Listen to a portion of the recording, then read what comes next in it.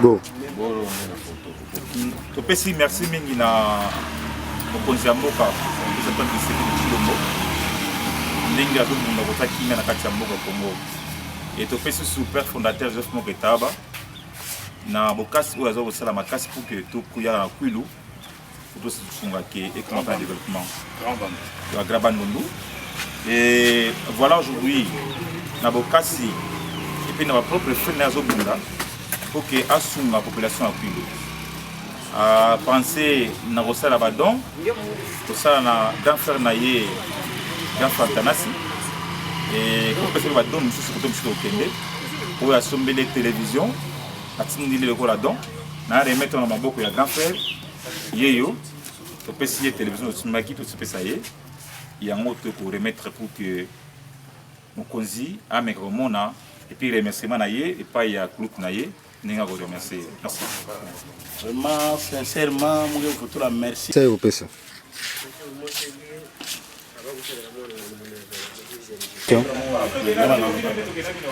Vraiment, sincèrement, mon que les chefs de quartier Mouyom, Mouké Antanas. Vraiment, petit remerciement. Merci beaucoup à Papa Joseph Moké Dawaba. Nous sommes là, bête aux télévisions, sans mon quartier, nous vendons la modalité.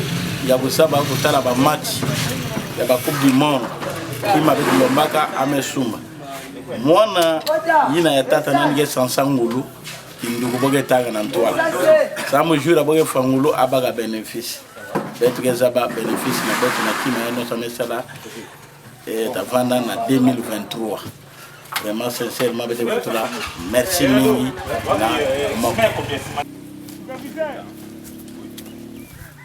Bravo. Bravo.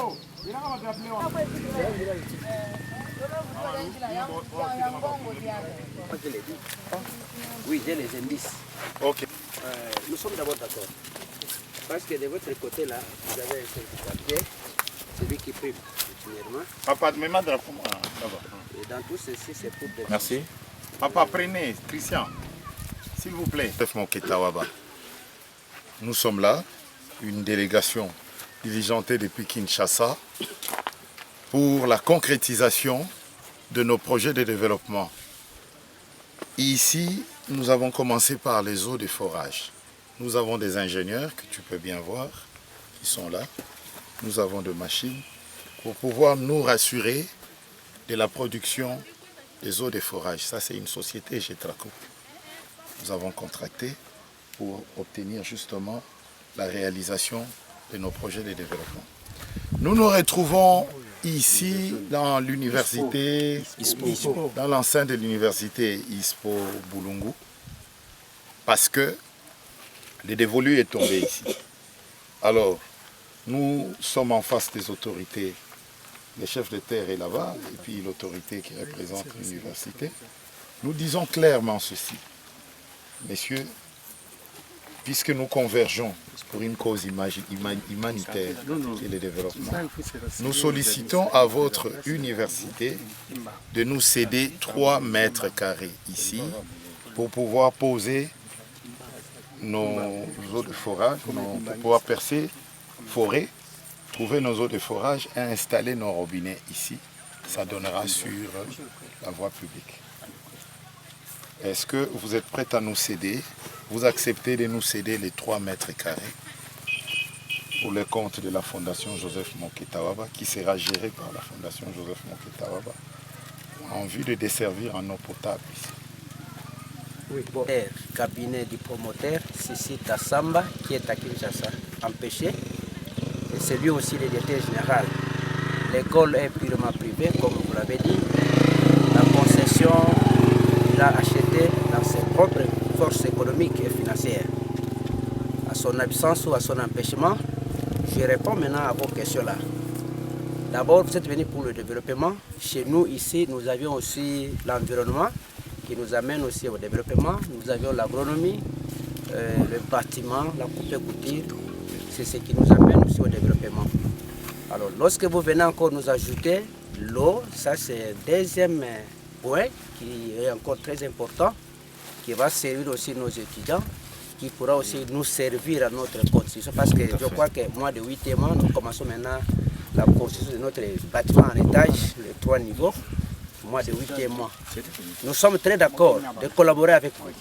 Parce que vous êtes pour le développement, nous, idem aussi pour le développement. Tout à fait. On ne peut pas vous empêcher d'entrer dans notre concession. Alors, à ma côté aussi, j'ai le chef du quartier, mais c'est Lick qui vient de m'appeler, Lick Mayele. Bon, quand on appelle quelqu'un Mayele, parce qu'il est Mayele quand même.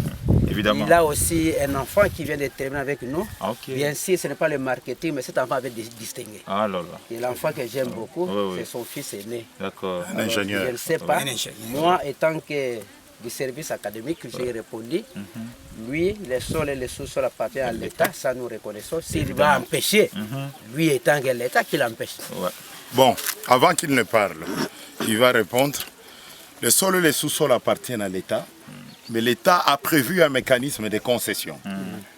D'où vous avez des certificats de concession. Vous, ici, c'est une concession. Nous supposons que vous avez tout le document d'une concession. Et nous sollicitons, nous, Fondation Joseph Moketawaba, une cession de terre de 3 mètres pour pouvoir nous permettre d'installer nos eaux de forage et aussi la tuyauterie. Ce qui nous réjouit, c'est que vous reconnaissez que nous amenons un plus dans votre entrepreneuriat, qui est une université essentiellement technique, où il y a l'agriculture et autres, où vous avez aussi l'engineering. Alors, ce qui nous plaît encore, c'est que vous reconnaissez que c'est un apport au développement de votre environnement. Vous avez même dit que vous deviez entreprendre des travaux de construction. Et l'eau est d'apport déterminant. Donc, en des termes clairs, nous supposons ou nous concluons que vous avez accepté de nous céder cette portion de terre. Et la parole que vous donnez au chef de terre, c'est vrai, c'est lui le chef de terre. Nous sommes dans une terre rurale. Il doit parler.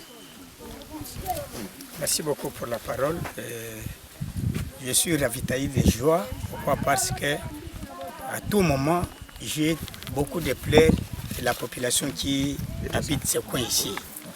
Et j'avais même dit l'un des jours par téléphone à l'honorable Joseph Moquet autour de cette situation.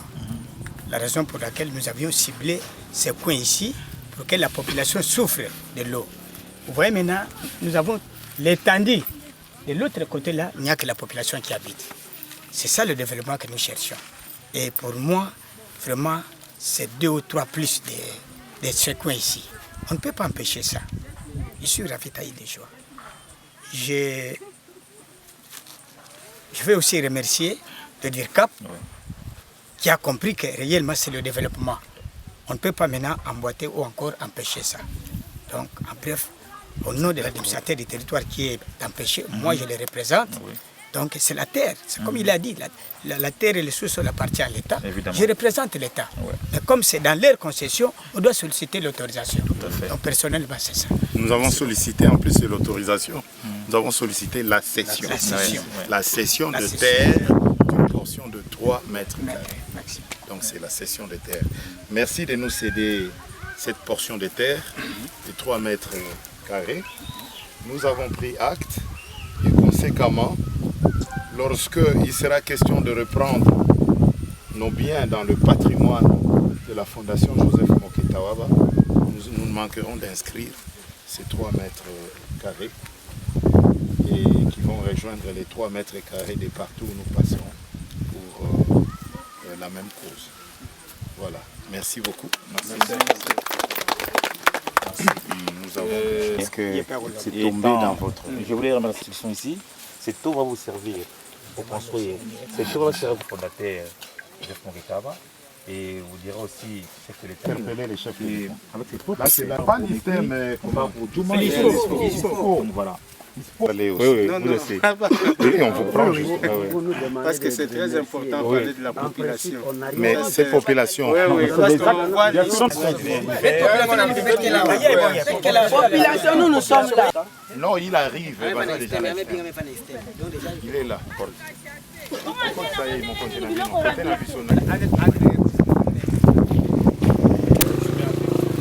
Bonjour. le chef qu'on attendait. Oui, ça va. Oui, bien sûr. Et on va tenter. Ah, d'accord. Des projets.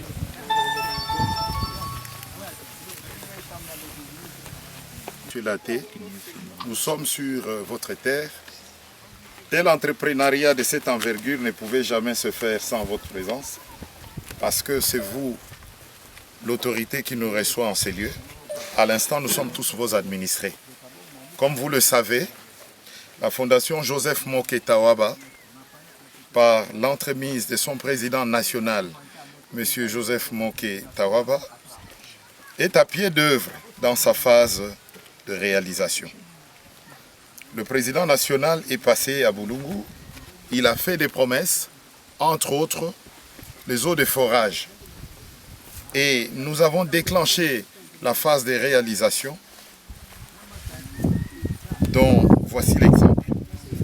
À l'instant, nous nous retrouvons à Boulungu avec cette délégation des ingénieurs de la société, d'experts de la société Getraco, pour pouvoir réaliser ce projet des eaux de forage. Le dévolu est tombé en ces lieux, qui est le site de l'université ISPO, l'université privée Boulungu. Nous venons d'obtenir de cette université une cession de 3 mètres carrés au bénéfice de la Fondation Joseph Moké Tawaba pour les besoins de la cause. L'université a reconnu que c'est une cause humanitaire qui entre aussi dans ses prévisions, étant donné qu'elle forme ici des ingénieurs dans le domaine d'agriculture et divers.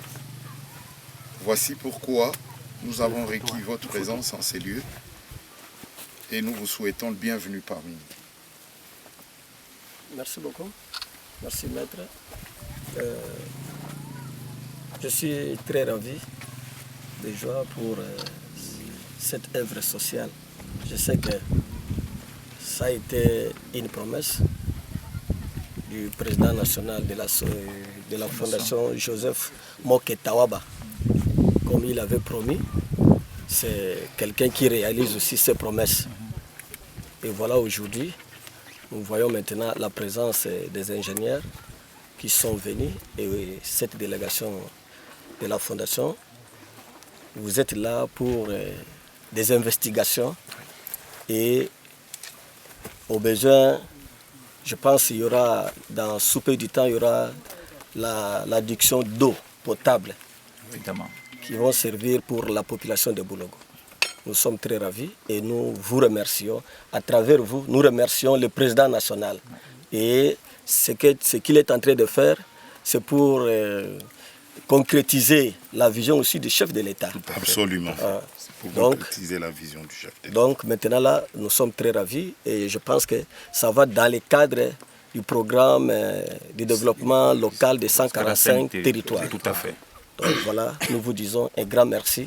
Et ne vous limitez pas seulement sur cette œuvre.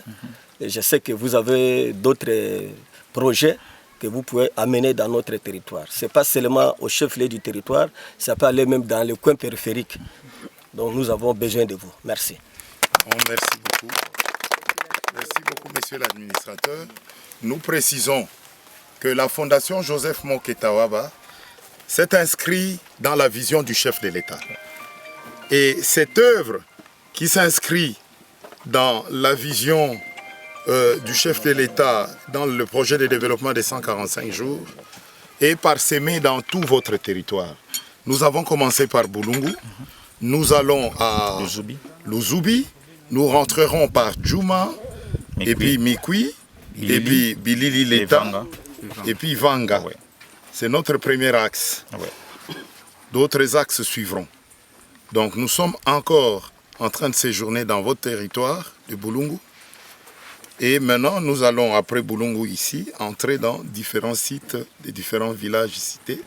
Parce que là-bas, vraiment, nous avions eu le temps de constater que les gens sont vraiment dépourvus d'eau potable. Donc, votre présence ici est une entrée, à la fois une autorisation. C'est à la fois un accompagnement, c'est à la fois également une inscription pour accompagner, je veux dire, les œuvres de l'État, les œuvres du chef de l'État. Parce que la Fondation Joseph Moké, quand bien même privée, s'est dit, mais non, le chef de l'État a eu souci des 145 territoires. Mais ça ne le regarde pas lui seul. Nous pouvons aussi, sous la force des initiatives privées, accompagner cette vision, ces réalisations, au travers, entre autres, ces eaux de forage. Nous vous remercions sincèrement et nous vous comptons parmi nous partout où nous sommes. Merci. Du Congo, venir remercier Bana quartier, Bana natif ya Bulungu, père fondateur Jeff Moketawa, puis la ministre Massa et Zango Batelandi, chef de avec lui.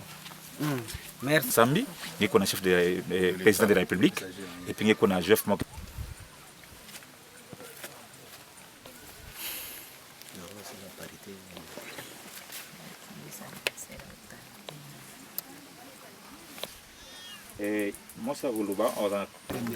Premièrement, je vais vous merci.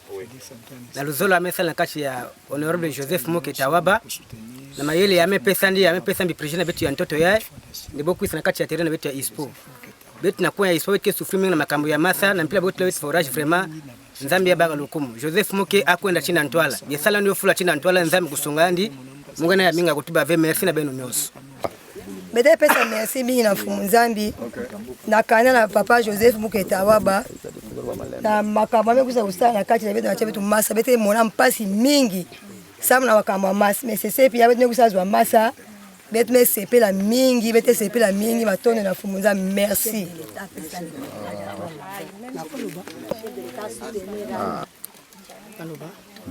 Oui, toza awa na Bulungu tomoni délégation oyo ya Papa José Tawaba ye Kochamai. To remercier nous président de la République ndenge atela biso administrateur na biso depuis aya makele les ala susute kulu na te lorote mais to koma bien. Toza komela ba mai ya bazamba mais pour le moment to mo na nzela ya administrateur na biso fondation eye kotela biso mai to sepeli papa président de la République tala bata ko simanet ba administrateur na biso ya territoire bitumbe za la raté lorote ezapona évolution ya province na yo ya Kwilu toza na Grand Bandundu to remercier pena donc misale kende liboso maman peut faire toba papa na biso président de la République Fachi Beton na nzela ya papa na biso administrateur o tia biso simba papa José Tawaba bien na loboko tala misala asuki kaka awata azokende Luzubi Mikui Juma Vanga partout koto tokomela mai ya propre ya forage à l'aide ya papa José Tawaba simba ye bien kotika ete pa Fachi Beton umela pe na ngwende na ye papa administrateur na biso pe umela pa José pe opesa ye ba poste ya bien. Papa président de la République, munge pesa ngente merci. Mpila ngemeti na délégation na nge yai ukwa kuna kacha Bulungu précisément na mtoto ya ISPO penpena école ya centre de formation Gizimbuni. Mukena kiese mingi na kati na bona kuyamba bo vraiment na mambo yake salama na ntango hai papa munge loma na ngena kusimba papa ya mebaka kiyeka na kusutulila betu ba masa kwako kwako bitika na kati ya nseke papa bitika na kati ya nseke masa ke mpasi me betu bana be facilité betu na kusoka banzo yina betu tunga sambu betu kwena na ntwala betu zola développement Simba Joseph Muke maboko zole papa ke yandi amesalande vraiment betu kusuzwa masa yai kubika ni ve administrateur na betu mpila papa yaya leki meka tukutubila nge ata kima mosha mbike salamaka wana ntoto ya yokel fe benu tela na diswa nkenda de façon que population kukwena na ntwala sam na kimia yaya kena kacha bwala na betu betu melo mange prix na papa merci mingi be bikala bien benu sala kisala mbote papa Joseph Muke kufula bisalu na ntina ntwala papa Muke na ngoko mosha kuyika Muke tuba priya inde pesa papa ya Joseph Muke kishika moshi ya bien ya mbongo sambu kanangeme pesa ndiyo betika mona nde ata fula bisalu nani mbote mpenza beta bola ta toma beta kwena na ntwala. Merci, je suis M. Makola Mbala Kambutos, le cordeau de l'IVEPA. Au nom de Dieu, le souverain Seigneur de l'univers, je remercie d'abord le président Fachi Beton de la façon qu'il a envoyé notre leader, Papa Joseph Moke, pour ce qui est du développement durable et du développement rural, en partenariat d'abord pour ce qui est de l'eau potable, parce que la santé d'abord c'est de l'eau. Sans eau, il n'y a pas la santé. C'est pour cela que je lui remercie d'abord pour ce qui est les premières pierres qu'il vient de lancer au site de l'ISPO pour ce qui est des forages d'eau. D'ailleurs, jamais ici à Boulou, on a vécu ça. C'est la première chose. Au nom de Papa Fati, je lui remercie que Dieu lui protège, qu'il lui comble de la joie avec son accueil qu'il venait de recevoir le roi, qui est le premier fois en Afrique, je crois, qu'il soit le bienvenu et qu'il parle ensemble avec Dieu pour le développement durable du Congo.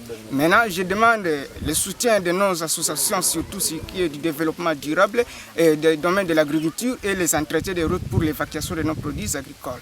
Au nom de l'IVEPA, en tout cas, l'IVEPA souffre, mais de longtemps, je suis en train de demander au nom de l'IVEPA par Papa Fati Beton.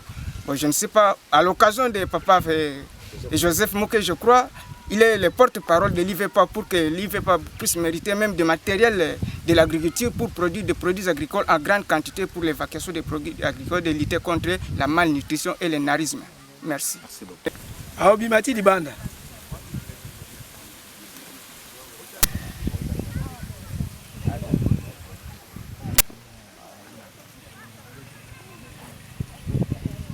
Côté Wanda, bon.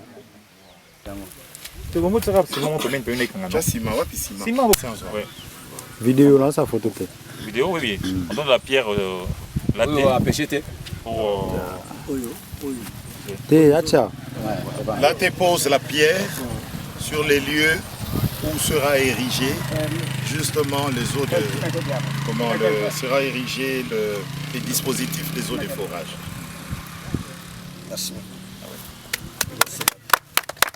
La pierre est ainsi posée pour marquer d'empreinte. Parole. Ya Bulungu, ya quartier Ntele, quartier Kimbago, ya Mefwa Katiaka ya Moyo. Tala bubu yai betme yamba délégation à moi na bet Joseph Moketa Waba, ya mfuma Ntimetina. Sambo na population kwa ke mona mpasi na masa. Beteti mfuma yake talent na bet administrateur ya territoire. Makasu na beno yina. Malafu na beno yina. Kifuli yawa. Mwa Mungu na beno pia bete pesa beno.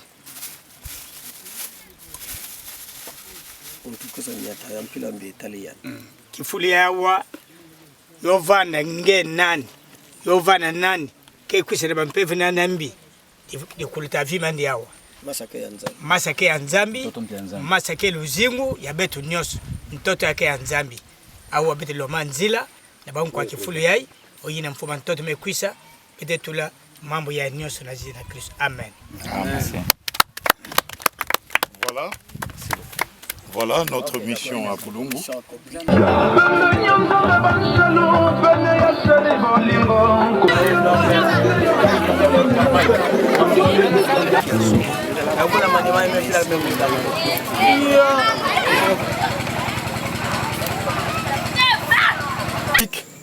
Son Excellence Félix Antoine Tshisekedi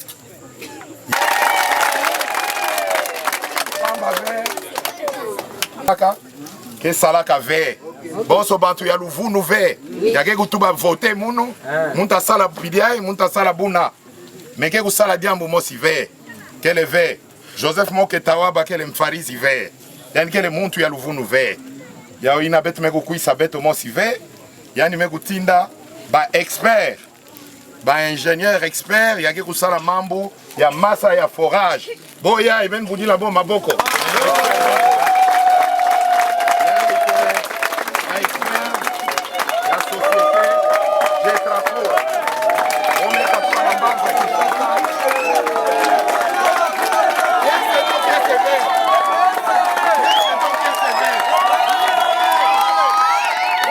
développement ya Luzubi. Luzubi oye. Oye. Luzubi ya Fati oye. Oye. Luzubi ya Joseph Moke oye. Oye. Tangu ya ben fois na songa de Benado. L'ingénieur Bassa. Il a fixé. Il a fixé. Comment ya quoi là quel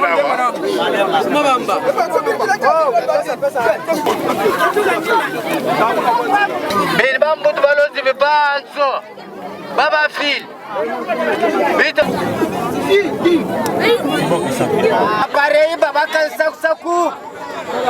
Bolanga maleu. Kaselu. Bimbi bentike bambut. Le qui est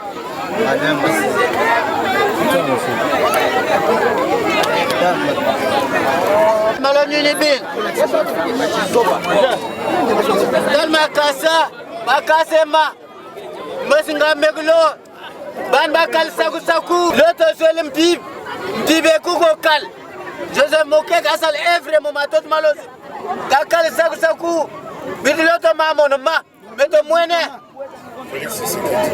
Félix Tshisekedi président de la République Lilibu loto sel evre milimpe nine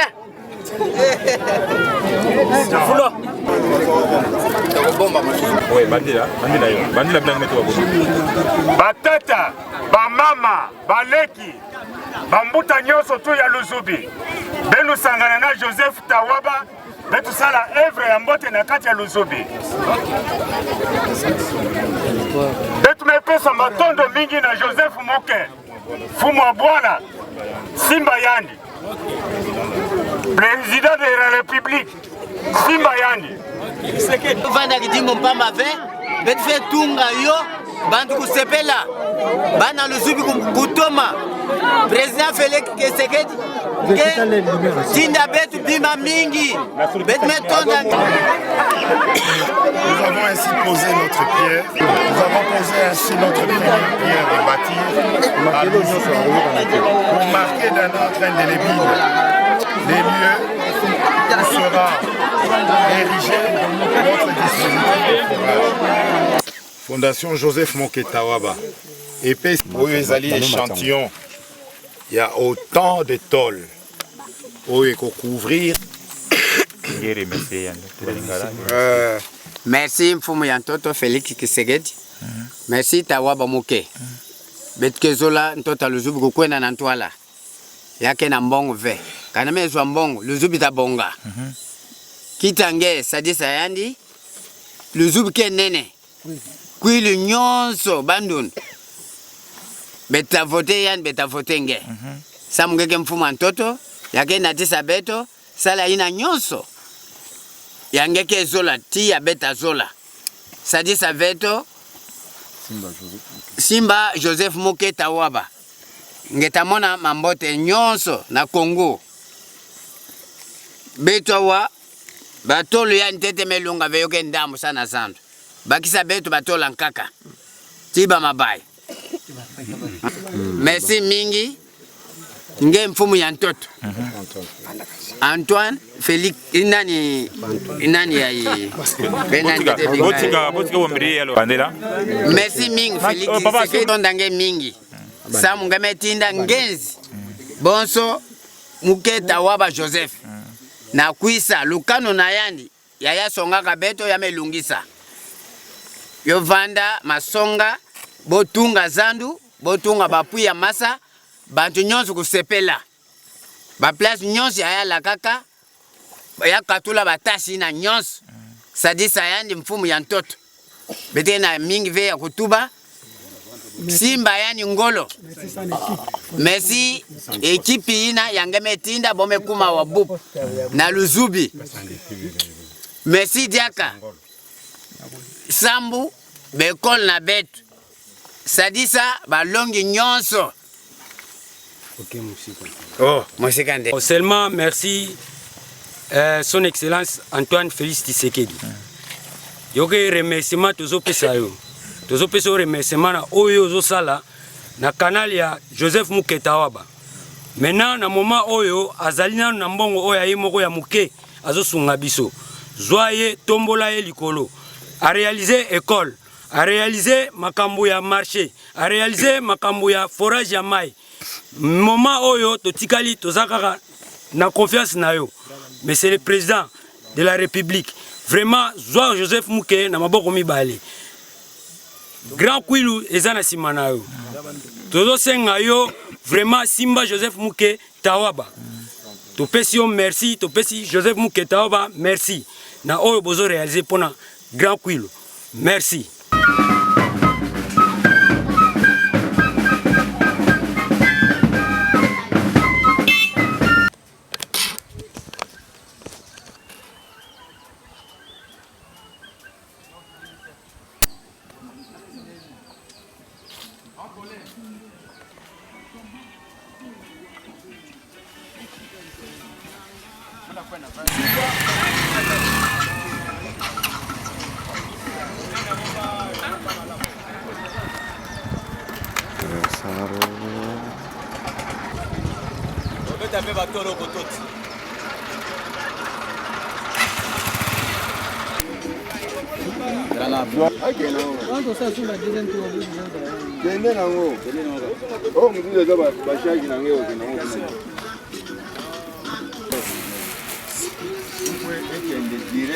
na moto anani ya lukombo no bango kuna yoko mandeni ah yeye na lukombo wa vile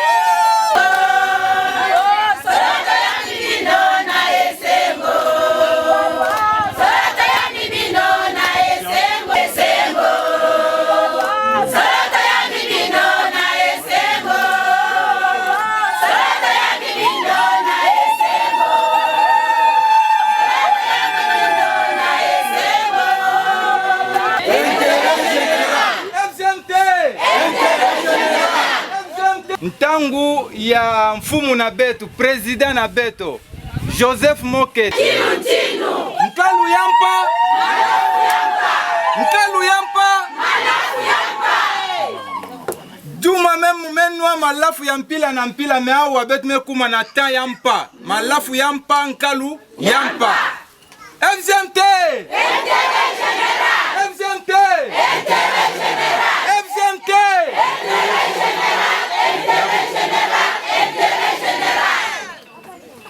Muke na minga kutuba ve, muke si papa burkumestre, mama groupement.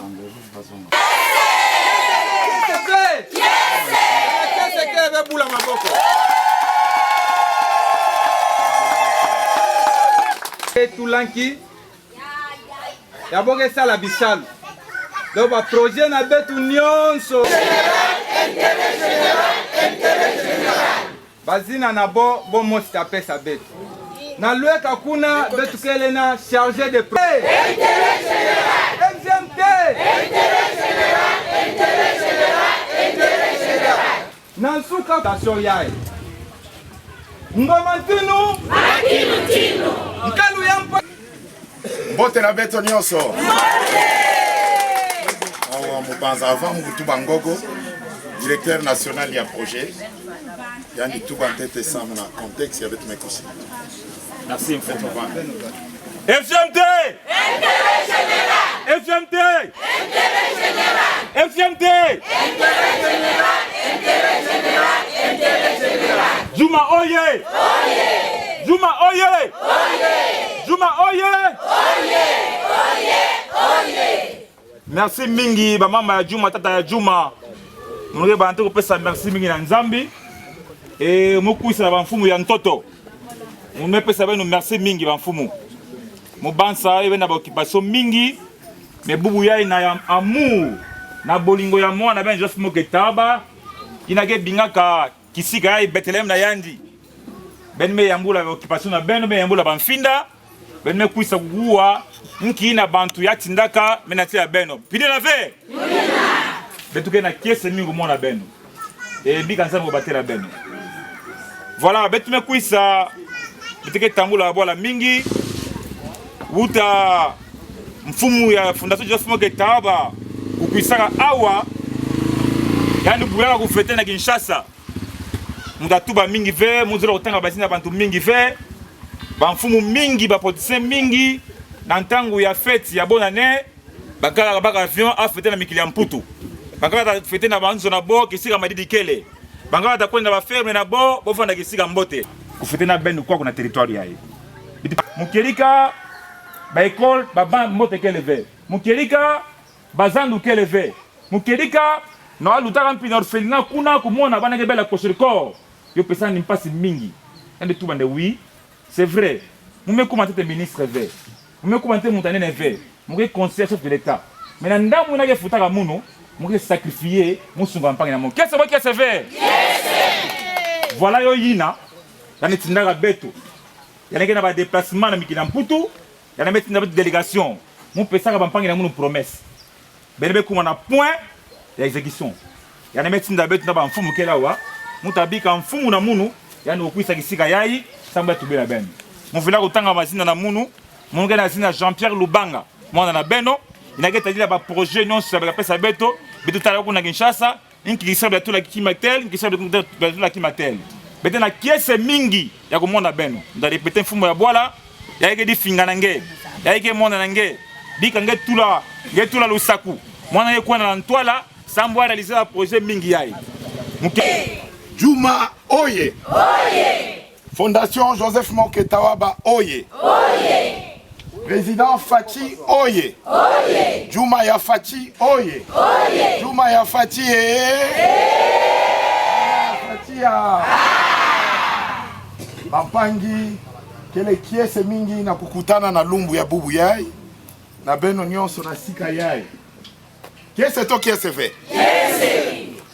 Ngatu betu lutaka awa na président national yo vandaka na ntango ya bantu ke kudia ba bonne année betu zolaka mpila yo metuba ma deja kuyangalala nkinsi ya bonne année na bampangi awa na Juma katukaka vanga bilili leta depuis Juma et Luzubi et puis betu futukaka na Juma.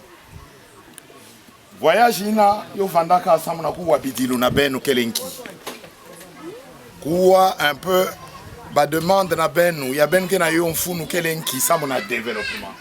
Mpamba ve betu FGMT betu kele samu na développement. Betu kuisaka ve na mandat politique de comme ve me votaka betu ba député betu yantika kusala makambo non.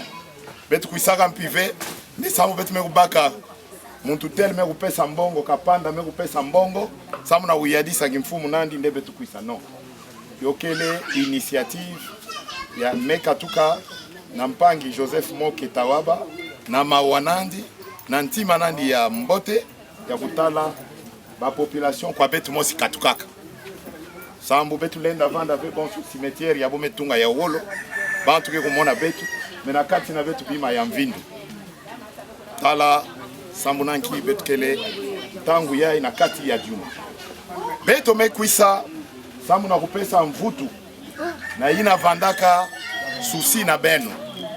Nous sommes venus répondre à vos préoccupations. Nous sommes venus répondre à vos désidérata. Mambu ina ben tubake kuyangisa beno, mambu ya masa, mambu ya nzila, mambu ya zandu. Betu lokutaka yo nyonso kwenda ntama betu kwenda kati na kidiki lukuna kutala bana yake butuka bana yansiona betu mekumona bana yansiona betu mekubaka mpi bidilu na bo yo ina betu mekuisa vutuka sambu fondation Joseph Moke Tawaba ke kusaka ve yo kele fondation ya bamparizi ve yo kele ve jambo ina betu kuisa samben kumona betu de voilà betu mekuisa epi mbasi betu monika dia kafe mingi mekwisaka wanga tubome walukaka bonso Mungu ana mzungu buna ve buna bantu ya Luvunu betu mezola kuvanda bantu ya Luvunu ve samuna fondation na betu zolaka kumosi yebeno betu tombula babwala na betu mekwisa betu lenda tuba ve kukatula mpasi na beno na mbala mosi sambu bwala boke tungaka lungu mosi mais na ndambu yake kumonana betu mekwisa kufidisa benu yo tala sambu nanki betu mekwisa na ba ingénieur baya isole quel ba ingénieur yake ya président national Mekutinda ya Fondation Joseph Moketawa ba mekwisa nabo samu na kutala mambo ya zandu benu kasonga betu sika wapi betu lenda tunga zandu ya benu lombaka. Donc dès que nous quittons ici, nous marcherons ensemble jusqu'au site que vous avez choisi pour ériger le marché. Les ingénieurs, si vous pouvez un peu vous mettre debout, entre moi et Ben,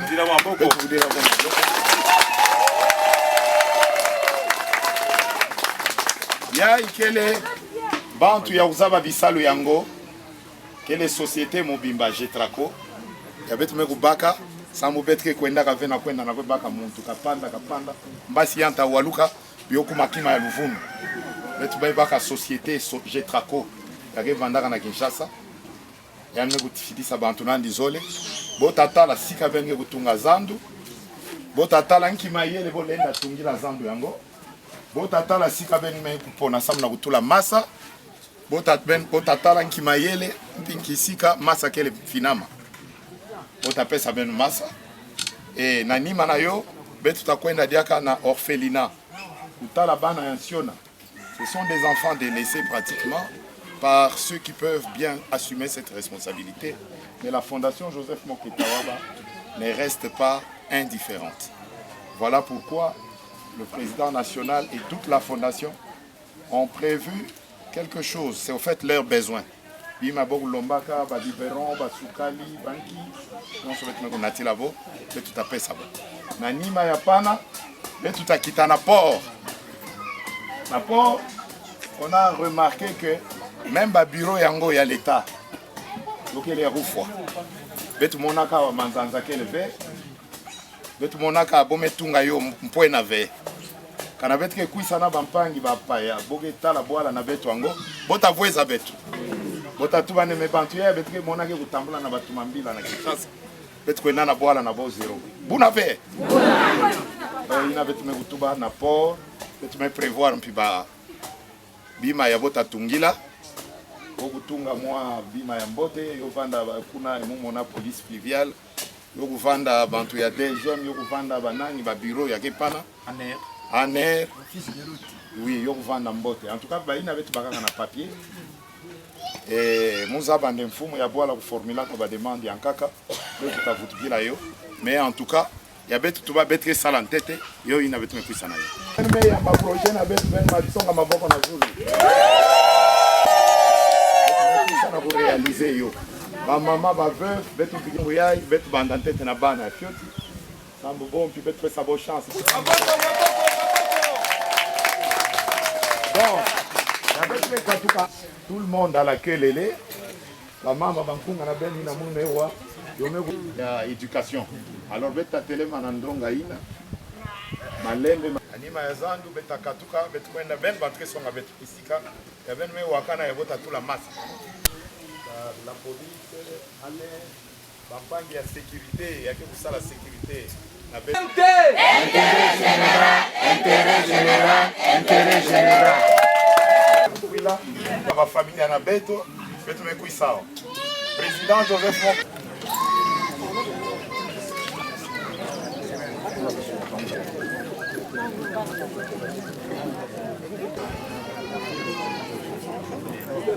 Beto Binga. De la fondation, ah ouais, c'est la seule. Ouais. Voilà. Pangilenda.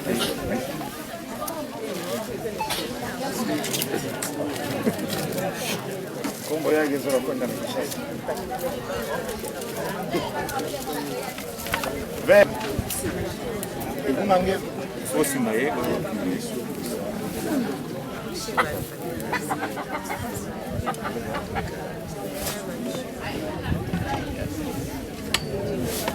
Voilà.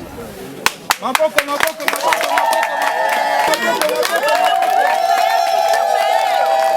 Je suis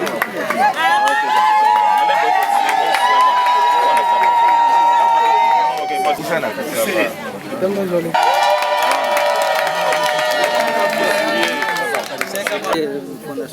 non, Christian. La mambote ya fondation Davanda Lumbu na ngene. Et buna mama Jackie. Ngeya. Son.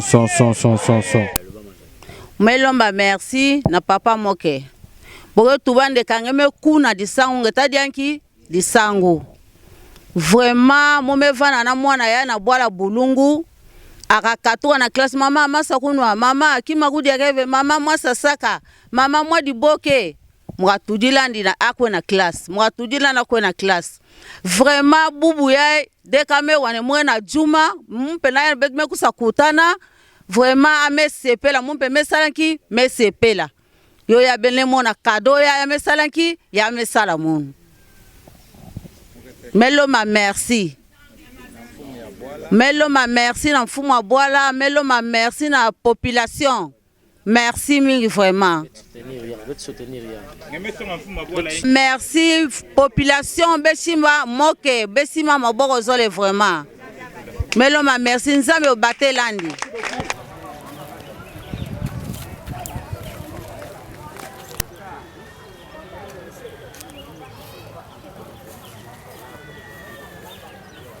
Mais dis-toi ce qui se passe à la hâte, des comités de sécurité viennent se retrouver. Mume tuba mpidiai. Mume pesa merci na papa muke yame kanga mati président na Beti Kisekeri yake ti mama Denise mume pesa yan merci sambu papa Kisekedi me zaba na kupesa betu diaka ntangu ya kupema bie me kumansi ya madidi na kupesa betu ba masa na kupesa beto zandu sambetu me nyoka mingi awa betu va sosa nti ya madidi betu me mona nde papa nani Kisekedi me zola nde ya pesa papa muke mpasi na beto na kusumona mpasi na beto sambu betu kumampi ba yina ke soutenir papa Kisekedi na mambotu nyonsa me sala na kati na beto awa na Bwala ya Juma mume pesa diaka merci na mama Denise ya me zola nde papa muke ya kwisa diaka awa na kumona betu ba mama nde betu mpime zola yandi na kuvanda pana na kisika yiga sana kusoutenir betu ba mama musonga papa muke kima ya songa mama Denise na tangu ake pana na pemene ya papa Kisekedi munpi muke la awa bonso mama na kata population muke na kusufri na déplacement ya transport ya kukatuka wati bulungu asosila mune fiske ata moto ya takatula muna wati na bulungu samu na kusosa na kubaka ba programme nyonso na kusupesa population awa yo yina musonga papa muke muke sirinde ya songa ba papa mama Denise na kusala yin me pesa andiaka merci na Congo na ba Congolais nyonso ameza ba kuvukisa ya yo vanda na sikap yo vanda na wapi amevukisa betu ba Congolais ya ke sosa diaka ya mingi diaka sambu betu se retrouver nde betu ke ba Congolais mume pesa merci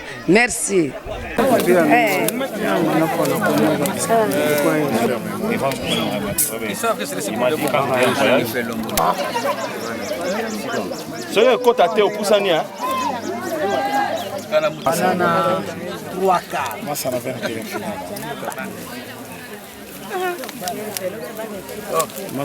Moi ça quand les gens qui font. Les gens on fait partout. Nous avons chango ma ezalaki na mukili. Mabelene ba iko chango likolo ma za partout. Wapi mtu amasanga mbila banda sanga.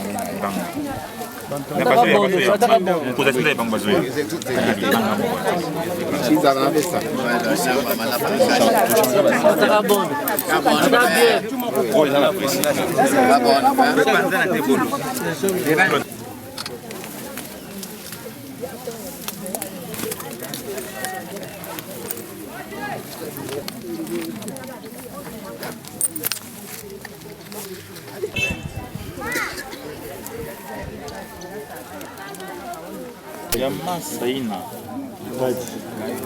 Le roi moins long, fait de masse. Si ça se trouve ici. Kana que tina muta kone nini? Yo, tu m'as dit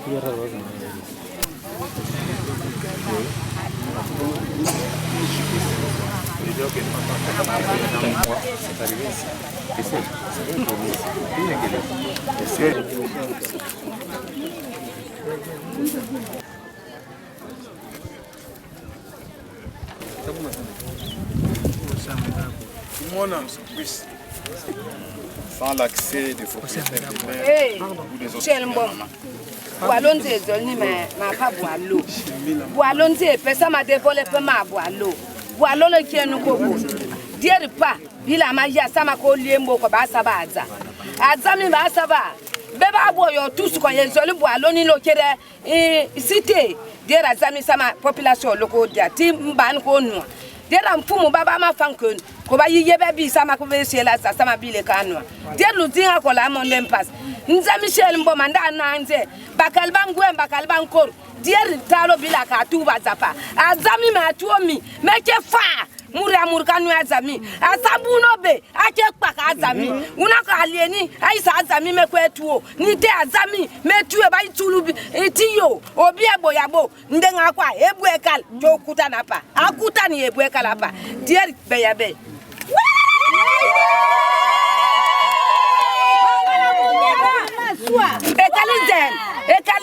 ekalaza ama babon kies ama ba komon kies bila kalanga kutan ande ba ande bi ande commune ande be yalo okora pam o qualité bila mpanga ba ewe leta yini sama barba manwan onwana ba o kaluna ka akor leta kan so waswan leta ka yemni mbanga kalbar maswan me fakal Jojo!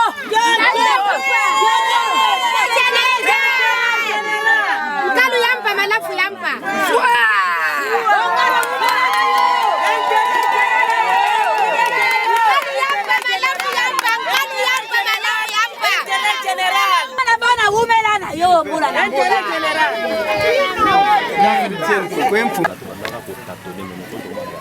Pour marquer d'un encre indélébile le passage de la Fondation Joseph Moké Tawaba à Djouma, mais surtout la réalisation en ces lieux de dispositifs des eaux de forage, la réalisation du projet des eaux de forage en ces lieux. C'est pourquoi nous avons posé cette première pierre des bâtiments, marquant l'effectivité de la construction de l'édifice ancien. Devant le bourgmestre, devant le chef de terre, nous pensons que tout est bien et ensemble nous en tirerons les bénéfices avec la population. Merci, chef de l'État Yaketala Ntotonabeto. Merci Mbakunayandi Amayele, papa Joseph Moké. Yamen Natila Nkango ya Djouma Massa, Awa Sambo na intérêt général. Population ya Djouma me pesange matondo mingi. Population ya Djouma me remercienge na ba projet na yabo vandaka na nzala kansi na mayele nange yo nange me kwisa ukatula population ya Djouma na Kimpika. Ye sambu na yo betke me sukave betke binga nange na ku continuer ba mpasi ya union some bikala awa beta vilangeve ti na bilumbu ya nsuka. Merci na ben union. Bon, merci pour na samu na betu na Djouma beta na mfunu na développement ya Bwala beta na mfunu ya batangutunde ya ibone papa tawa mekuma wana kata Djouma betke vraiment na kiesi mingi population ya Djouma ke souffrir ça na makama massa vraiment kana massa me kango na Djouma beta sepe na mingi na bata modèle ya ka boy kwisa na Djouma ça on a tla betu développement na Djouma beta no d'accord bet me sepe la mingi na Djouma na acte ya me salama ya merci.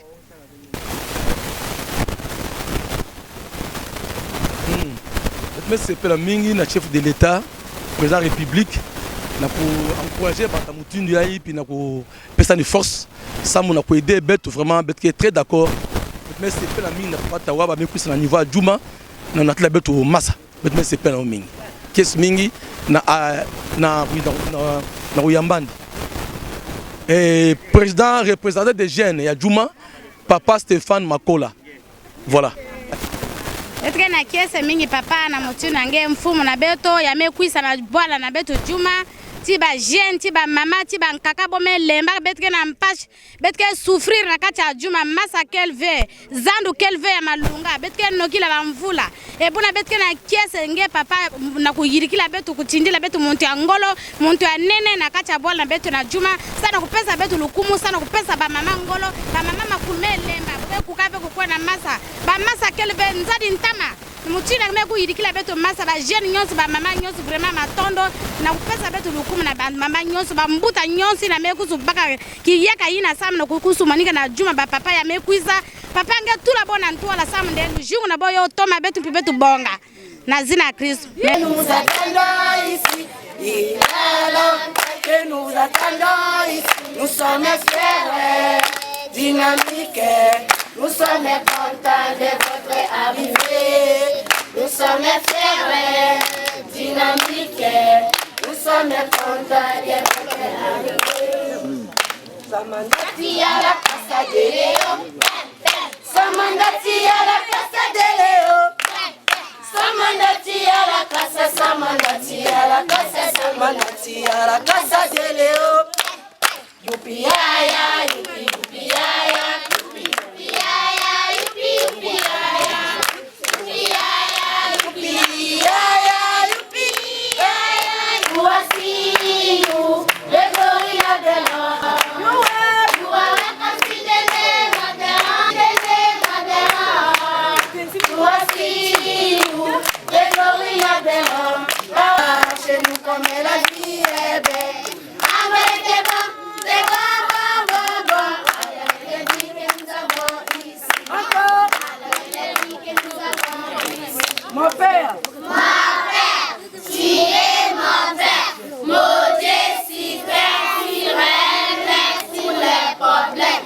C'est pas moi qui ai voulu être ton enfant. C'est la volonté de Dieu.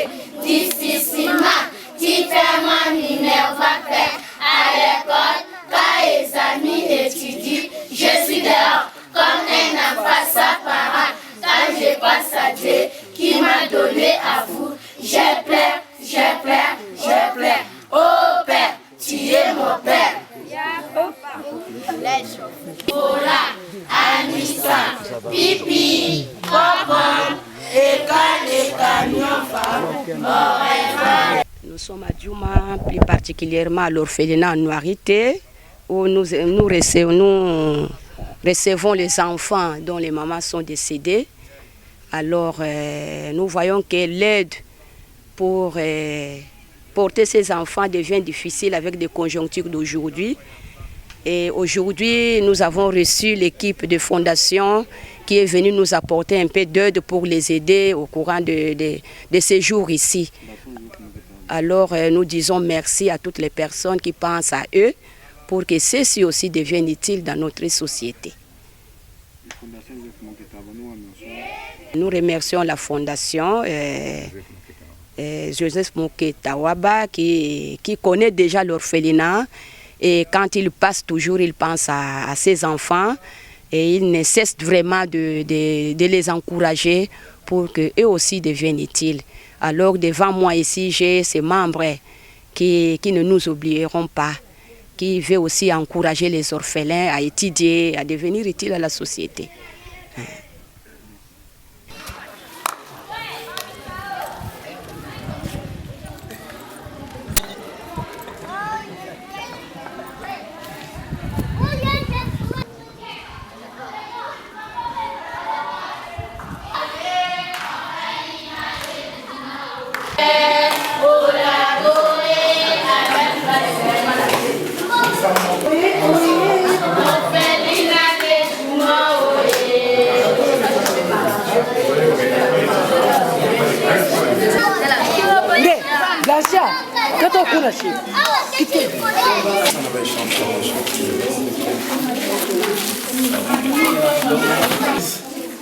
Journaliste.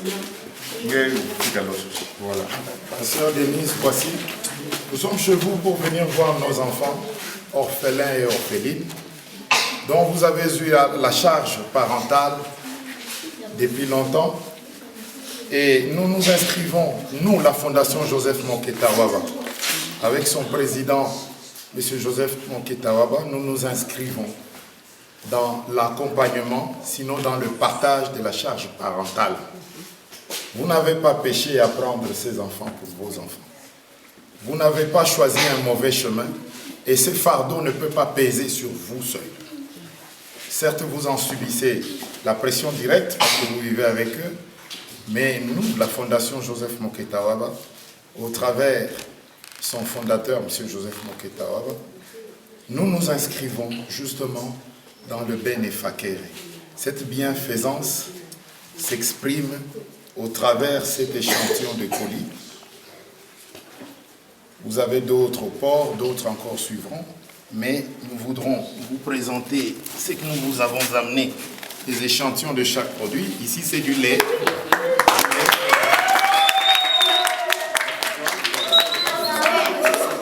Encore le diamine. Vous avez sollicité.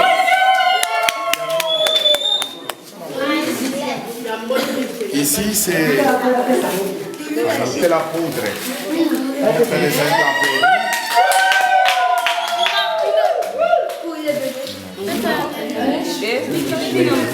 Ça, c'est sur le biberon.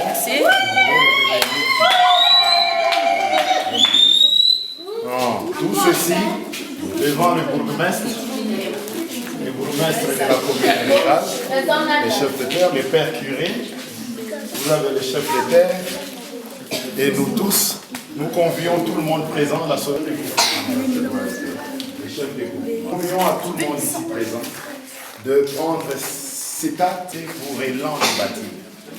Même lorsque nous serons absents, pensez à ces enfants. Vous avez de l'huile, champion d'huile, vous leur préparez de la bonne nourriture. On nous apprend d'ailleurs que demain, il y a ici communion. Certains enfants vont recevoir les sacrements de communion. Vous avez de l'huile, vous avez des savons Bonganga. Vous complétez les lots de la communion de demain. Du riz, des sacs de riz. Ici, il y a du sucre, farine et blé. Là-bas, il y a ici, et plus loin, des habits. Un ballot d'habits, leur lessive ou pour la lessive de leurs habits. Et vous savez, lorsque le président, nous irons au dortoir poser un matelas. Et les enfants.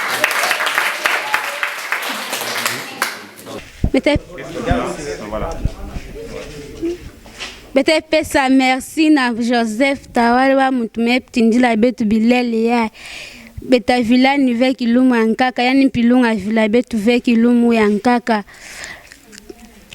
nzambi kutani na yani kupesa yani ngolo yani mpikuyika yani bilumu yankaka samu yani mpikuvila ve bana ya orphelina de Juma betu kele ve kaka na orphelina de Juma bankaka mpike kuna na kikuichi boge tangaka kana bome kuma na 6e primaire boge kwenda kana kikuti samu na kotanga bete pesa merci mingi samu ya muntame kusekipe beto na kilumu ya bubu ya isa betu kumona majaya ya bubu ya yani metindila betu.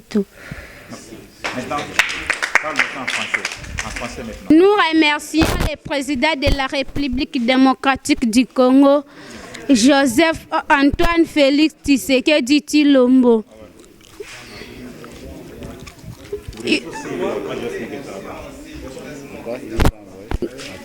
À travers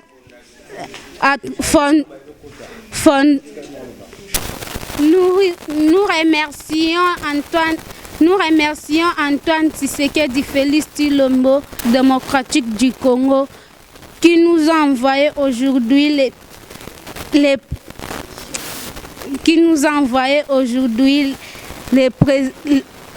les députés qui...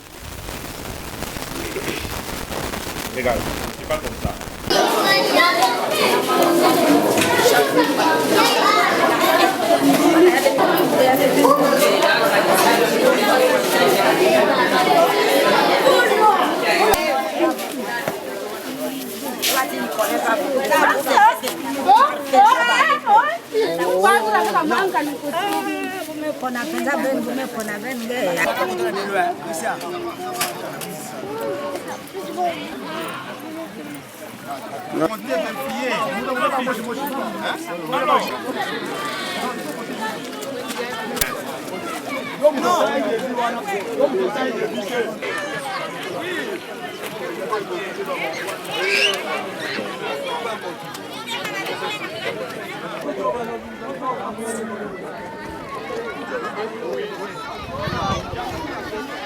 Ngai commandant police fluviale Port Juma na sepeli pona kozwa oyo tosinyaki pa ya mokonzi na biso papa Moke Taobe tosepeli mingi tukomisi nzambe tukomisi nzambe na biso papa Kadima Nestor commandant police fluviale Port Juma. Alors na sepeli mingi na oyo acte esalami oyo tozalaki na espoir na yango te acte oyo nano tomona te tovandi awa ntango molai na kati na esobe. Alors tosengi kaka mbala moko eloko wana esalami topesi nzambe merci tika te nzambe oyo asali makambo ya boye azala na ye ntango nyonso azala na ye. Alors papa Joseph Moke Tawaba nzambe abatela ye apesa ye longu apesa ye chance ya mingi ya mosala oyo ye asali nano tomoni yango te baleki awo badepute bane tomoni nano boyi te nzambe abatela ye nzambe asala mpo na ye. Juma tokumisi ye topesi ye chance mpo na mosala oyo asali mpo na biso. Bon, mes chers, ces bâtiments ici est dans un... Et que ce soit ces bâtiments qui regorgent là, et mon office de route, nous remettons ça sous la vigilance du bourgmestre qui est présent ici. Étant donné que vous êtes des services différents, c'est le bourgmestre, autorité de lieu, qui va veiller à ce que tout s'exécute bien. Voici les tôles, elles sont autant. Nous vous remettons symboliquement ça. Nous pouvons les recevoir. Applaudissez les amis.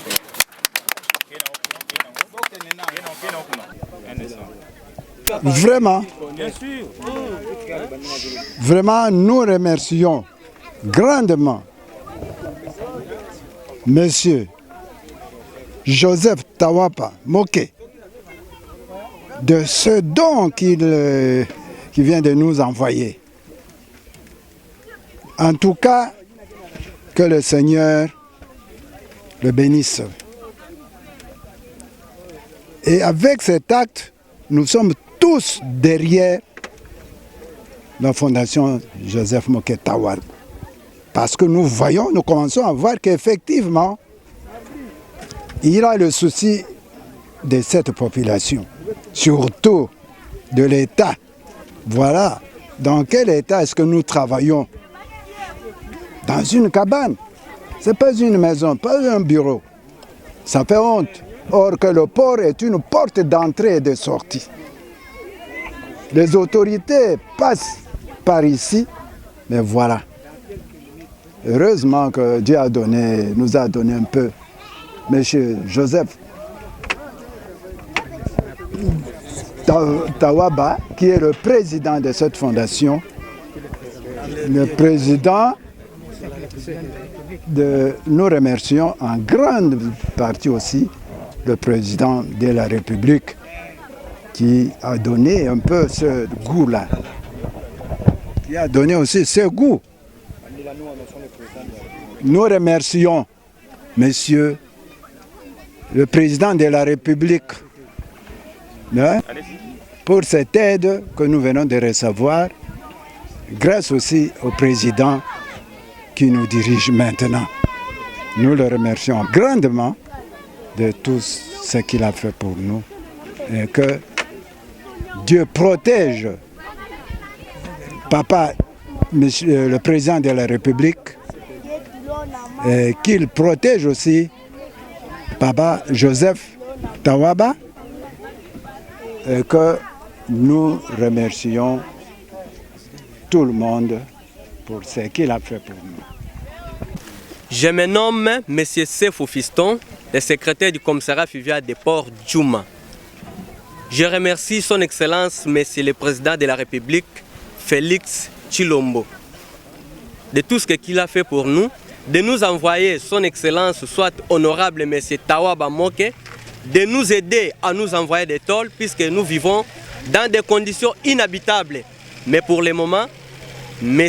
honorable Tawaba Moke, il a quand même reconnaissant, il nous a donné quelques tôles pour nous aider à construire des bureaux. Vraiment, nous demandons à Dieu de lui protéger et nous demandons à Dieu de lui protéger et tout le monde de lui protéger, puisque prochainement il fera de bonnes choses plus que ce qu'il nous a donné. Je dis et je lui remercie.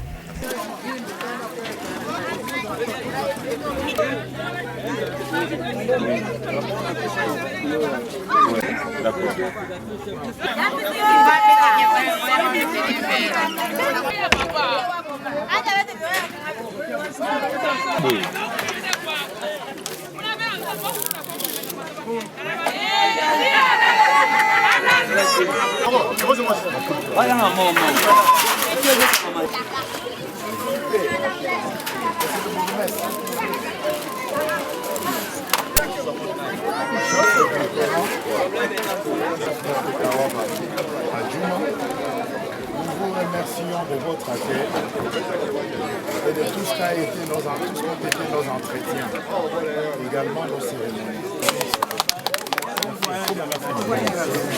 Comment tu montes?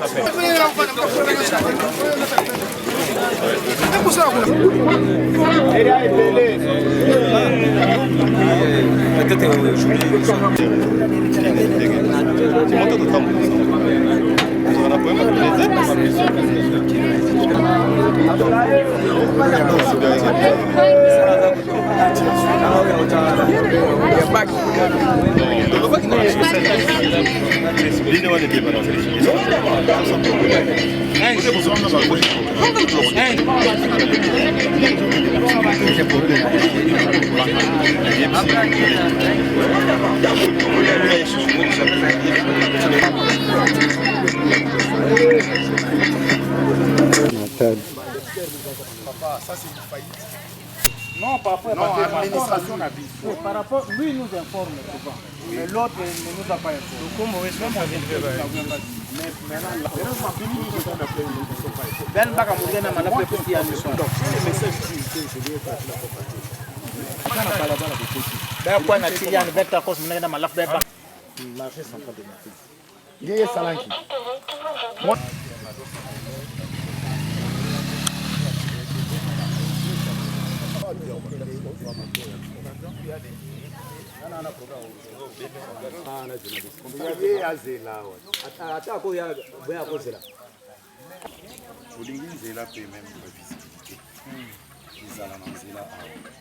Même on a délégation ya ngemetinda wa betke pesa nge merci mingi sambu masa betu lombange ngemetinda ba technicien na bampanya fondation sambu na kokwisa sadla betu masa. Merci mingi sam na vision ngeke na yo sam na boal na beto na kati ya secteur Mikui na territoire ya Bulungu na province ya Kwilu. Betke pesa nge merci mingi sam na vision ina ngeme vokana na président ya république na 145 territoire na kubongisa boala na beto. Merci mingi. Yo ina muga pesa ndinga na maboko ya mama Mfumu Nkento ya beto na kati ya boala Mikui. Merci. Okay.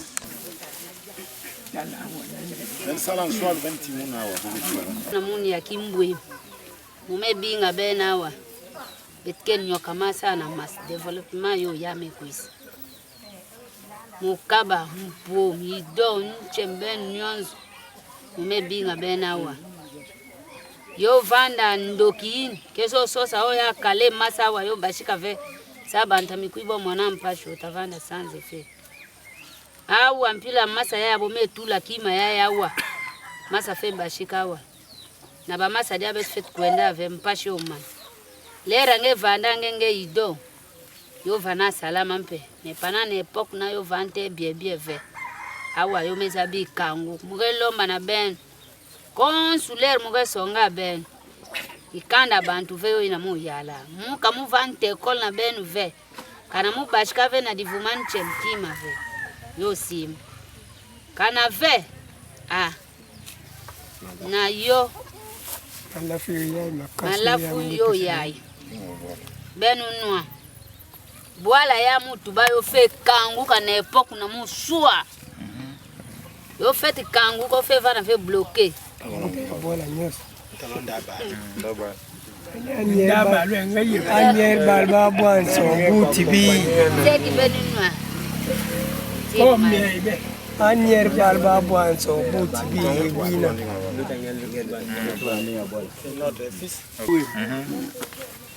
bala bela mashi woy la mashi woy be bala onuer bala la yanti comme secteur dernier bi mbwemba bwanso kale ne jamais secteur la laine qui est simé, la laine qui est corée, la laine qui est corée, la calpian, la calpon bochier. Na bola bien la mazwa ban e baba na mbono amatomba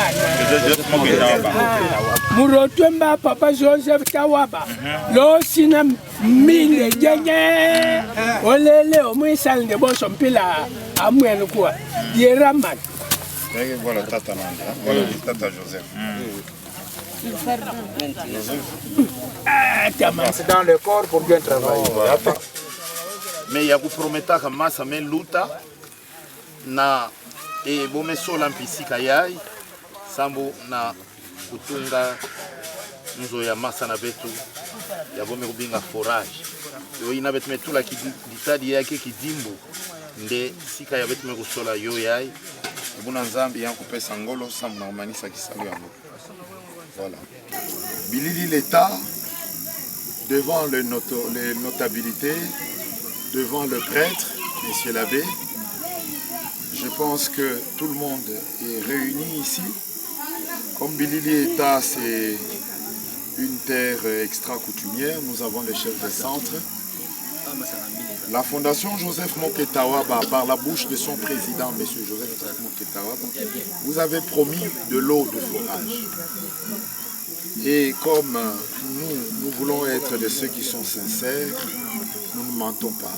Nous revenons pour concrétiser ce qui est...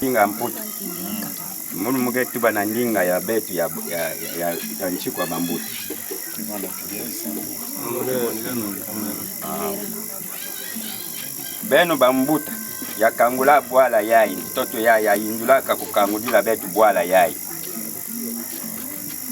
au amuge na ntwala ya bamfumu ya nene ya luyalu mekinda muno betike pesa matondo mingi na yani nzambi ti na mfumu na betu ya ketala betu bonso Antoine Felix Antoine Tshisekedi betu me pesa ni merci mingi samu na mbangi na betu ya yame tinda na ntwala na kuvanda pene na yani sambu ya yindula mpipa kote na betu betike vana na mpachi betike vana bantu ve betu mezwa muntu ya siri ya turu yai betu nyonsuke na nima na yanzu na jina ya Joseph Moké Tawaba betike remercier ya ndigaka mingi nzambi kukeba ya sakumuna ba projet nandi nyonsu ti lujinu nandi ya nyonsu age yindula ya ntwala betu mpita pesa ni maboko masa ya boge kangula wa benu bambuta ya benu bambuta ya mtoto abilini dikasu yo yi benu dia dikasu yo yi benu no adikopa malafu yo yai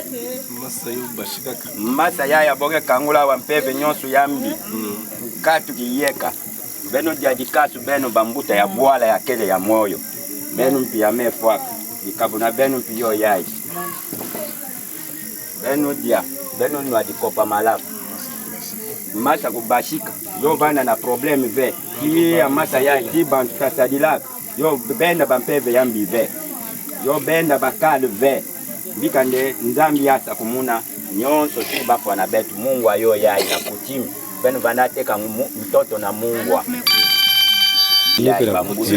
ya kutimi chiku na betu bambuta benu na malafu benu diadike la Mungu ayo yini benu kangula njila masa wa yo bashika kati mukaka.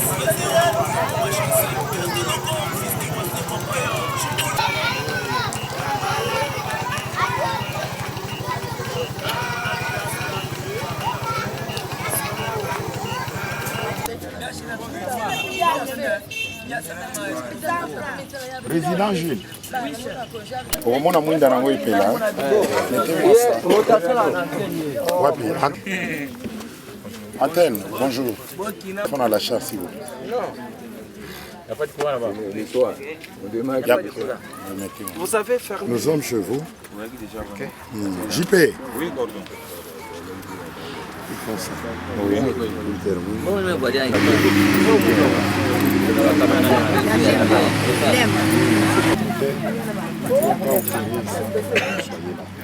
Nous avions un problème avec les ingénieurs.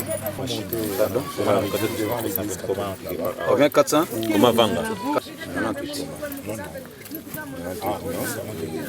C'est 98. Il y a 320.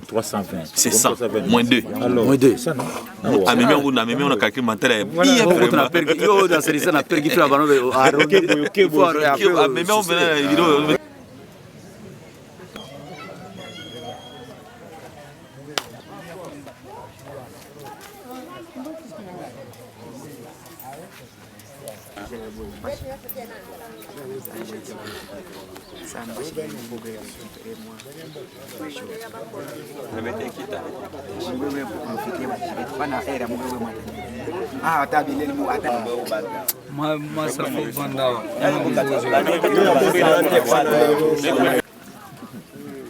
patron n'a pas d'union, ce premier citoyen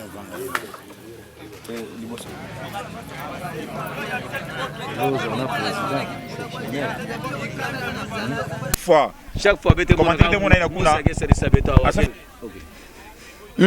ngai komo nanga mese Kapudi Katunda nazali président sectionnel ya IDPS Vanga Kilunda na sepeli mingi na ba initiative ya chef de l'État na canal ya Joseph Muke Tawaba parce que biso awa pena na Vanga vraiment to mona passe ba mbule belé banda ba politicien ba kota awa ezana politicien mo wasonza biso te ndenge ye azolinga ko sonze pona biso malgré azuna poste te mais mama kanisi oyo azo promettre biso na kati ya Vanga zo monetre vraiment eza implice na kati ya Vanga pona yango chef de l'État Antoine nani Félix Antoine Tshisekedi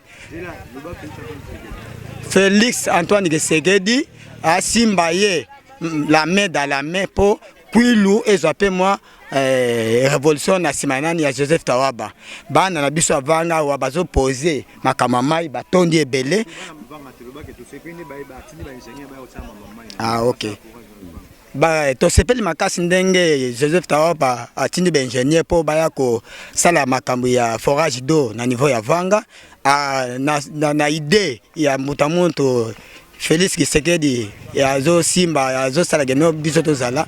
C'est la raison pour laquelle vraiment fondation ya Joseph Muke baza makasi baza ini donc na côté na biso koto na Kwilu donc biso noto sungaye parce que aza jeune moko aza na venir aza jeune moko aza na moi supplicité ya ba misala a promettre kana go promettre na go salango de to so mona ba affection na ye donc ezo ko attirer biso ke biso nyonso foto zala na semanani ya Joseph Muke Tawaba. C'est la raison pour laquelle le président de la République simba muto makasa aza proche na yo parce que lobby na lobby okozo ba voix ebele na kanala nani ya Joseph Muke Tawaba.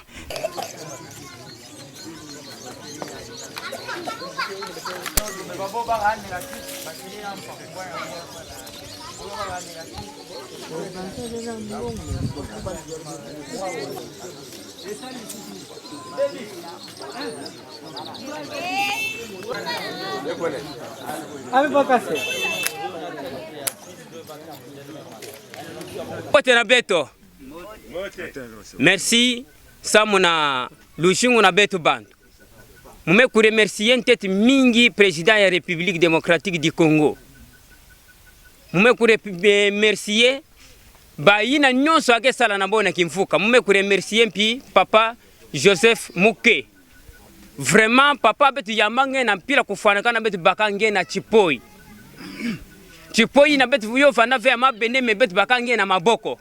Na promesse nange pesa ka Beto inange tubaka nde bana Vanga bana Kimbunu muke tula benu liboko muke mpange na beno mume kwisa samu na kusalisa benu ya imunu mfumo wa bwana Kimbulu ke kuremercier nge na population na munu na rendez-vous promesse nange pesa Beto inange tubande muke kurealiser betike na bamakambuzo nge prometa beto kutunga zandu kutulila beto masa ngeme tulila beto masa nge tungila beto zandu betike kuremercier nge tala ngeme tinda délégation ngeme katuka bana mbanza Kinshasa bome tambula na bisika di swasano ti boya imekusubona na wana mbanza Kimbulu betike pesa merci mingi nange betike soutenir nge nani mpangi na betu Joseph Muke betike soutenir nge na pila kufanakana bungeke mpangi na betu ngeme bikala kaka na force yange mosi ngeke yinduri la betu diaka na kwenda sala baisalu na bashiti mingi babwala mingi ke sosa bakambu ya meboke mona yove me betu yake yamba yo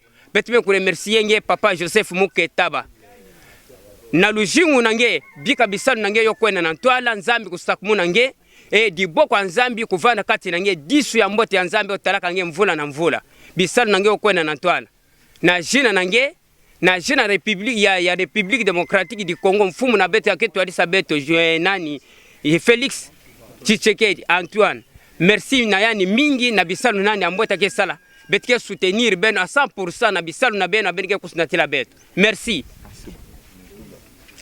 Merci mingi na kumona ba projet kukushila betu na population na betu na vanga ti Kimbulu betu me remercier Joseph Muke na son excellence na président de la République Etienne Tshisekedi na kunatila betu ba projet bo continuer kukushina natila betu ba projet yai ti beta kuka soutenir yandi na lojingwa ya ntwala muke na mingi ve ya kutuba betu be remercier yandi.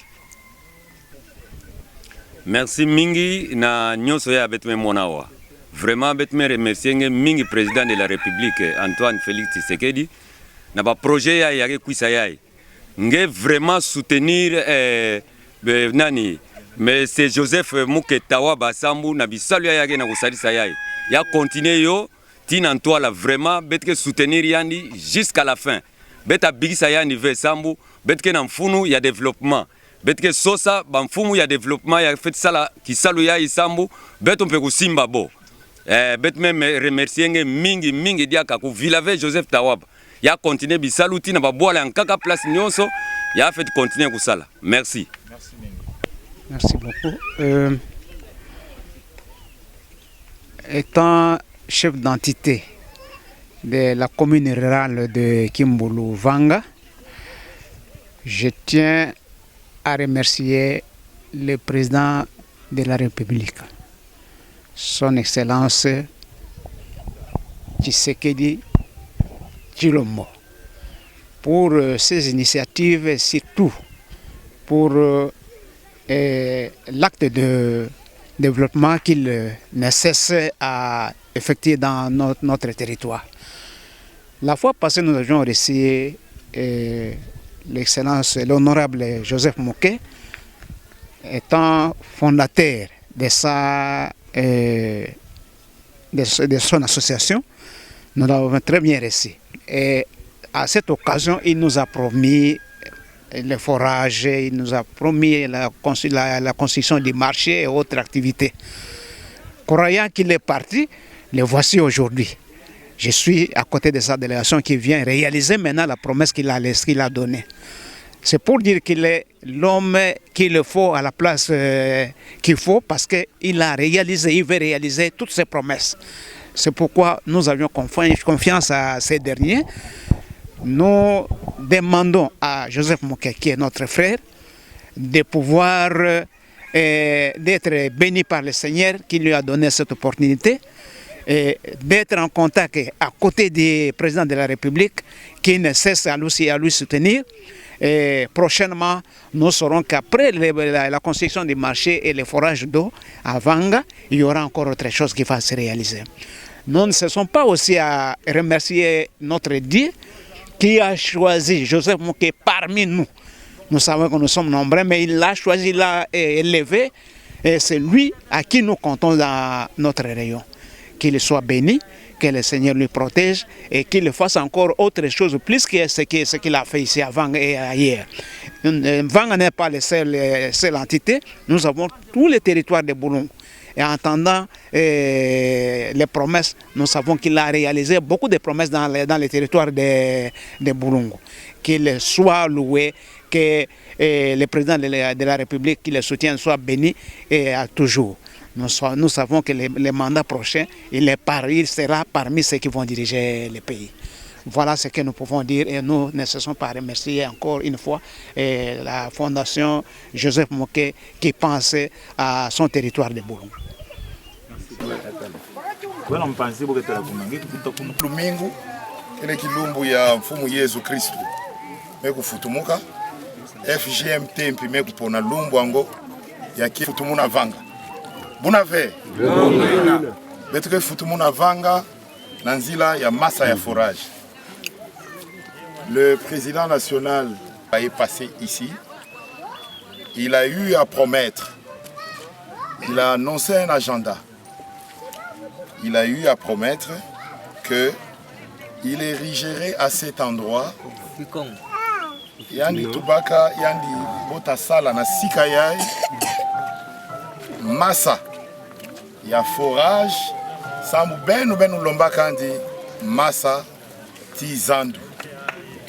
Yandi mpi kurapela kabenu de zandu ya Kimbulu, que les zandu ya yandi vanda kuisa kuteka mafuta. Alors, Nkalo Yampa, Nkalo Yampa, yo ina nampila ya Nkalo Yampa, Malafu Yampa, yame mona de Betlenda vanda vei bonso ba Yaoudi, to ba mfarizi ya ba politicien, yake kuisaka kutuba, muta sala pidei, meke kusala kima mosi vei. Buna to buna ve. Buna. Alors betu na pila boketu ba ngoma yantinu. Ngoma yantinu. Alors yo ina Fondation Joseph Moké Tawaba. Fondation na benu.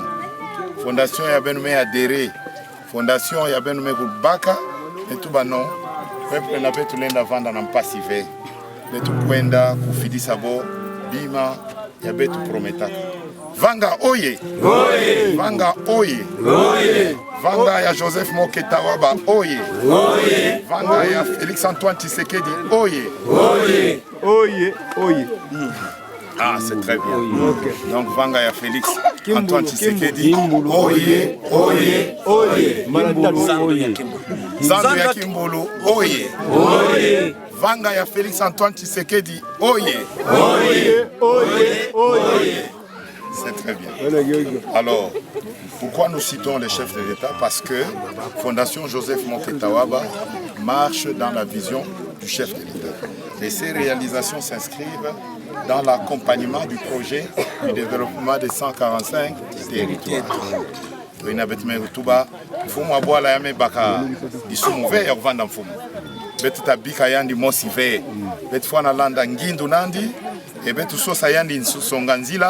Yango songa betu nzila betu mpi kufidisa yandi na action concrète. Tala kima ya betu mekusila na lumbu ya bubu ya benke mona délégation la Fondation Joseph Moké Tawaba na tola na ben. Qui est ce qui est ce vert? Yes. Benu mendi mayo.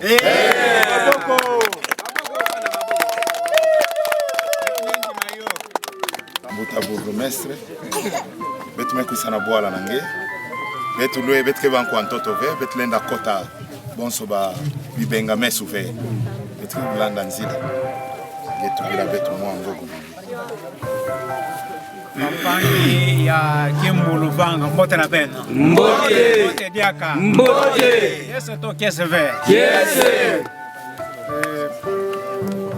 betu memona mampangi ya bekwisa okwisaka mekwisa diaka sambu na kunata mamu ina ya bo la kaka beto otubaka betu lomba masa betu lomba ka tunga zandu keti ba mamu ya kaka yokena maboko na bo me betu ya kese sambu message betu pesa bo kima betu lombaka ome kwisa futuka sambu na ko réaliser yo ina ka pesa betu kese honorable Joseph Moké lutaka wana kat na betu na fondation na yandi betu yambaka yana mote vraiment betu wakana mote ya kwendaka na promesa pesaka bo betu ya mona délégation ya mekwisa samu na kunatela betu bima ina betu lombaka na bima betu lombaka bo enda tete forage ya massa yo ya boke tura l'état ya tete pour ya betre za mampinde zando na betu ya yo ke tungamba kaka na excellence Joseph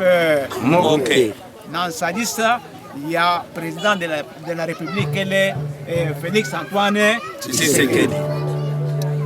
Donc betre pesa beno merci mingi cordo ya fondation Joseph Moké nazina ya mosi président ya fondation betre remercier beno mingi kangu ya kimbulu vanga kenda kiese mingi na koyama beno na kiese mingi na kubaka yina beno menata yo ina beta lomba na nzambe ya sakomuna fondation ya yo vanda yo suka na kati vacances yo kwenda mvula na mvula beta lomba na président de la République ya pesa ya confiance ya kuluta mingi ya na mpanga na beto Joseph Moké kuna ya betre no mase na ya pote voto na beno penza meta ke ba beno dika beno sala ina nyose ben me Joseph Moké baka diaka en plein na kati ya ICA.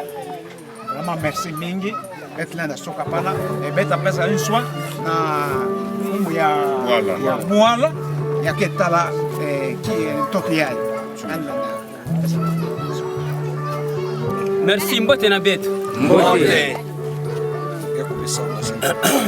jena na mono tata Masingi Benoit muke mfuma bwala kimbulu lemba na mun to lemba na betu yina ya mbuta na jina ayarimu wao yamekumaka yani mbuta yamekotaka inzo ba responsabilité bubu ya iboke ko bikisa yo na bana fioti munu yandi ayike ko représenter tata rimu wawa ya bwala kimbulu na secteur ya Kilunda na territoire ya Bulungu na province ya Kwilu na République démocratique du Congo.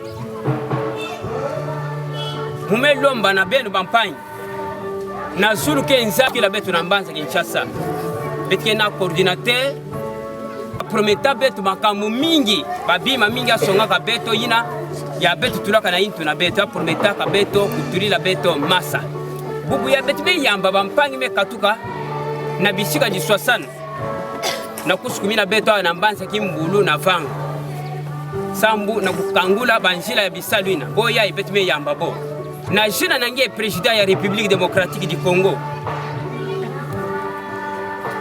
na jina nange monsieur Joseph Tawaba vraiment betu me pesa nge merci mingi na bisalu na benu nyonso bika na ntangu ya betu me tela mabeto awa ya ike ditali betike sambila yo betu le fete lomba na nzambi mais ya ike ditali mais na bisalu na ngeme pesaka ne betu fete sala ba cérémonie sambu bima ya inge nzambi kubisaka yo betike na ntangu fe ya kufa yo samu na ntangu kufanda ba Joseph banani na bo fana pi na bankaka na bo na balema na bo na bisina na babwala na bo na bikanda na bo mbi voilà betu awa betike na kikanda kimbulu bubu yai betike sola kutula betu betumika di betike tula di tadi na ntoto sambu na kubanda bisalu na betu nyoso kana projet ya kutunga zano mekwisa beta tumika dia fe ditadi yo ya betu tumika betu bubu yo ya impia betu ya beta saniki ya beta sadia bisalu nyoso kena ditadi dia fe ya beta tumika betu awa yina ke mona nde betu bantu kimbulu pila kutumika ditadi awa kelfe ya ikenta me kana fe betu tumika ditadi samu na bisalu nyoso ya mpangi na beto ya mfumu na beto insi toto me promettre betu kulakaka betu na kusalia betu na kati ya bwala yo betu sola yo na jina ya nani ya nzambi na jina ya tata Félix Tshisekedi betu lomba na nge tata Moké Tawaba na kuko président fondation vraiment nge baka bisalu ya betu baka nge vraiment na mapoko zole betke yamba nge mutinda betke yamba bébé yina me butuka yampa sadi ntangu nyonso kana me yake ku déranger bet feti yamba yani sambu ya konana ku yengisa betu fe e betke lomba diaka na makasu yai ya muge na yo na maboko na mungu yai ke ntoto bangu ashina betu kubikishira betu betke na ntangu na fe ya betu fe nwani na yo sambu yo ntoto ngoge fanda gérer na nani na leta kana nge me buisi gata binga ka leta na kusturira ngenge betke tulula makasu yai na ebandele bisalu yai tin tsuka bisalu yai yota salama ta kima mosi fe na pila bo tunga kan sandu yai kena muntu kulwala fe kena muntu kupana fe mama baba ntiangol kufanda wa yo bika bwila muntu fe responsabilité tata rimu wa me confia munu mugatula makasu yai nge mutuna ke mona nde nge mutuna ke mona nde beto betke na tangu ya betke na tangu na ve ke kima ve betke tafuna makazo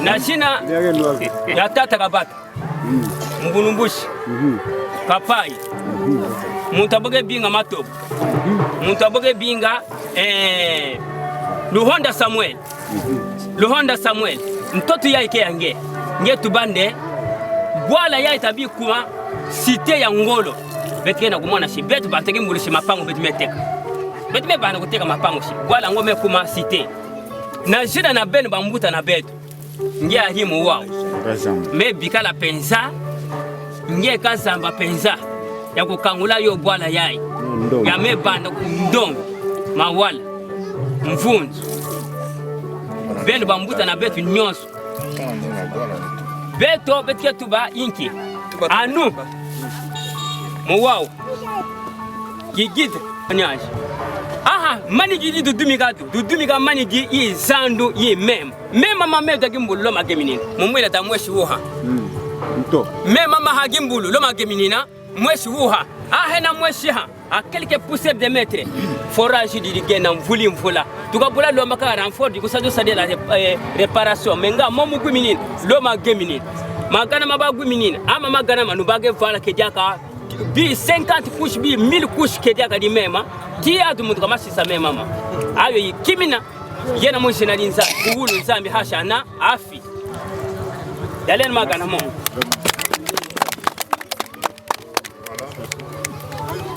Cette pierre, Fondation Meturu Lanani, Italiaï, pense qui dit